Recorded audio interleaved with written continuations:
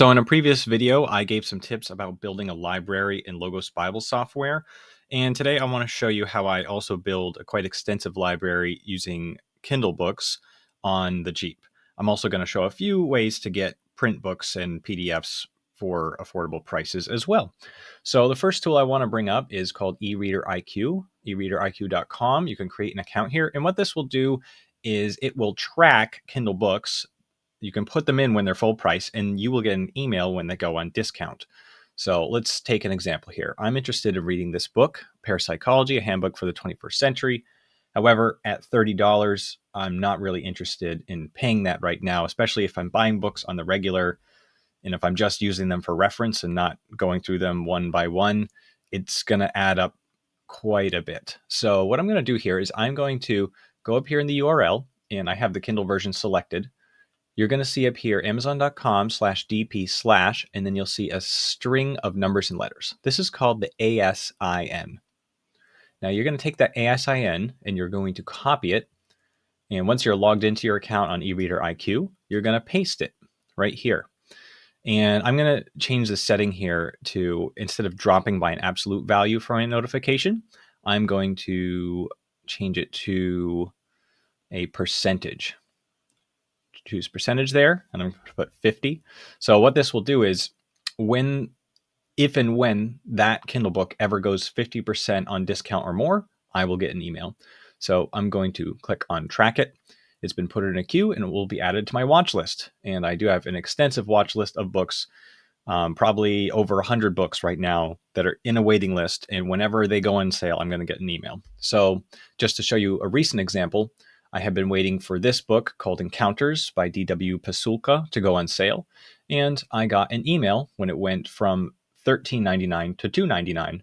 So I just clicked the link. It brought me to their page, which brings me to Amazon. And I bought the book for only $3. And so through using this website, I have amassed quite a collection of books on the cheap, much cheaper than you could ever get regularly or just by refreshing pages and rechecking your wish list or getting the print versions.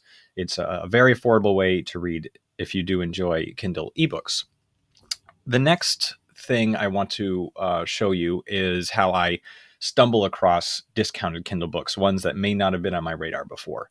What I've done to do this is I've bookmarked several aggregator websites that pool together different books I may be interested in. So I do a lot of religious and Christian books. So one of the aggregator websites I like is called gospelebooks.net. And there's many similar websites based on different categories, but this is just one example, gospelebooks.net. Every day around 9 o'clock, every day except for Sunday, they are going to post books that are on sale. So for example, here's an academic book on the book of Revelation, and it's published by Zondervan, and it's only $3 right now. So I could go ahead, go to Amazon, and pick this up on discount. And every morning they're going to post a bunch of books that are on sale. Usually it's $5 or less on this website, although occasionally you'll get more than that. So they've got these two today. They've got this next one. You'll find everything from Sunday school books and Amish romance books to real academic books. So it is kind of a hit and miss on this website. But what I do once a day is I just add this to my bookmarks and I scroll through once a day. And if I see anything that I like, then I'll go ahead and add it to my Amazon cart. Another aggregator website I use is called ebookdaily.com. And I usually sort mine out according to nonfiction books. So I'm also interested in history books. So I'll see what they have here. And religion and spirituality. This is going to include more than just Christian books. It'll include everything from New Age to Hindu to Buddhist to everything religion and spirituality. So I'll just take a look at some of the books they have available here. Once a day, I just refresh ebookdaily.com. And I do have an account where I've sorted out the categories that I'm interested in. The next one that I can recommend is called bookbub.com. And this is another one where you can create an account and customize what type of books you're interested in. So, for example, I've got a lot of Christian books and religion, spirituality, and history. So here's a C.S. Lewis book that's on sale right now. Several several of these you'll see at $2. Some of them are even going to be free. And so I just refresh this once in a while. You can also have BookBub email you on a regular basis up to once per day of different deals that you can get. Another aggregator is, let's see, there's one called faithfulreads.com, and it is Christian books. However, this one is not as valuable because they tend to put a lot of Christian fiction books on sale, but once in a while I'll find a gem in there. And lastly, I have another one, Tim Challies. He does an aggregator. Sometimes there's a lot of overlap with gospel ebooks, but sometimes he will include things that are not on that website. So he'll post these books that are on sale on Kindle. And he also has a section for history books, which occasionally I'll find something good on there. So between all these different aggregators, I'm adding quite a bit of books to my library, usually at a price of around $3. I'm adding several of these per month, and I'm building quite a bit of resources. So even if I don't read through them all, I have them all available to me if I'm going to reference them when I'm researching for an article, or if I just want to know something specific. It can be very useful, especially because you can use the search function in Kindle as opposed to a print book where you have to thumb through an index. Now, I have already mentioned the free books that Logos offers, but I will just go through that one more time if you haven't seen the previous video. There are several free ebooks that you can get every month. What you want to do is go to logos.com. You want to click on this month's free book and more. What they're going to have is one free book at the top, and then they're going to have several books on discount. So what we're going to do is we're going to add this one to cart. I happen to already own this one in my library, so I'm not going to be able to get it. But you should also be aware that there's what they call a free ebook from their Faith Life publication. So these are typically more not as academic books, but they are valuable to get. So here's this book by Josh and Sean McDowell, $0. I'm going to add it to my cart, to my Logos account. And they also have a free audiobook once a month. So you want to click that link. This is a book by E.M. Bounds. It's an out of copyright book, so it's not that expensive normally, but we're going to add that to cart. And also, because I am a subscriber to Logos Pro, they have an additional free ebook. So this will be available if you do have Logos Pro. So here's this book, Interpreting the Atonement by Culpepper. I'm going to add this to my cart. So now I've got those 3 ebooks. I'm going to go to my cart. I'm going to proceed to checkout. And I'm going to place the order right there. And now I've got those added to my Logos library, which I can read on the iPad, on my cell phone, or on my Logos software, or even in their cloud reader. And again, like in the last video, you can go to verbum.com for an extra ebook that's going, extra Catholic free ebook that's going to be added to your Logos Bible software. So on their website, you just click deals, this month's free Catholic book. And this month we have a book on St. Thomas Aquinas by Vivian Boland. We're going to add that to cart. View cart. And we are going to add that to our Logos Bible software. So we've just added 3 ebooks plus 1 audiobook for the month. Now, beyond ebooks on Kindle and Logos, another way to get a hold of PDF files or other books for free is through archive.org. So let's say, for example, you're interested in an older out of copyright work like William James, The Varieties of Religious Experience. We're going to search that.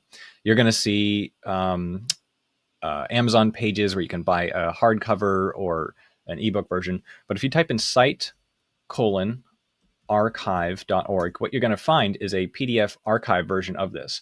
Now, again, to get the PDF for free, this has to be an older out of copyright work.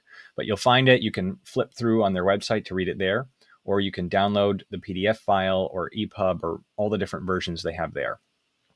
Now, archive.org is not limited to this because they also have books that aren't quite out of copyright, but you can use their lending function to at least read through them online. So let's say, for example, we've got this book, Appearances of the Dead, Cultural History of Ghosts. Well, if you look over here, they only have used copies. They're very expensive on Amazon. I'm not interested in spending all that money if I just want to see a part of the book. So It just so happens that archive.org has a digital copy of this book. Because the copyright is still in play, they're not just going to give us the whole PDF. But because I have an account with them, which you can create easily by logging in with Google, I'm going to be able to use their borrowing function. So what I did right here is I clicked on borrow, and they're going to let me look at this book for 1 hour at a time. What they do is they have one copy of the book, and they let someone digitally borrow it, one person at a time. So now that I've borrowed it, I can actually look through this book and find the relevant spots that I want to see. This is very useful when you're just looking up a reference you might have seen in a footnote, or if you just have a section of a book you want to see. You're not interested in going through the whole thing, but you also save the money. You don't have to buy the book. You don't have to wait for interlibrary loan at your local library. You can just use archive.org's borrowing function. So you would be surprised at all of the books that are available on here. Even after the recent lawsuit, there's still a lot of books that are available to you this way. And the final method of finding books I want to bring to your attention is for print books. What I use for this is, before I ever buy a print book, I always go to bookfinder.com. This is a meta search of hundreds and hundreds, or at least dozens and dozens of different online retailers of used books. So if you're looking for a particular book, especially something that's older or out of print, you want to be able to search not just Amazon and not just eBay, but every retailer that is selling that book to make sure you're getting the best price. So if we just take the example of this book, the same book again, Appearances of the Dead, what I'm going to do is I'm going to take the last name of the author, and I'm going to put it in the author thing here. And just to make sure I can narrow down the books that I'm looking for, I'm going to type in the word appearances. So appearances will be in the title of the book.